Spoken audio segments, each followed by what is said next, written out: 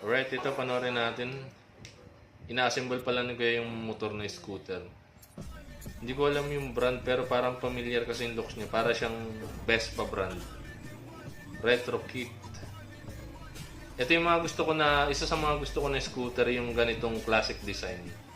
Kasi sarap gamitin para ka lang talagang chill. Chill na chill ka pag nagdadrive ka ng ganito mga classic style na scooter. Tsaka isa pa, magaan. So yan, nakakabit na yung mga preno niya. Tapos itong sa headlight. Sobrang classic ng headlight niya mga ka-lighters. Then yung kanyang sa rear fender sa likod. Ayan, best pa nga. Best pa talaga oh. Ganda ng mugs oh.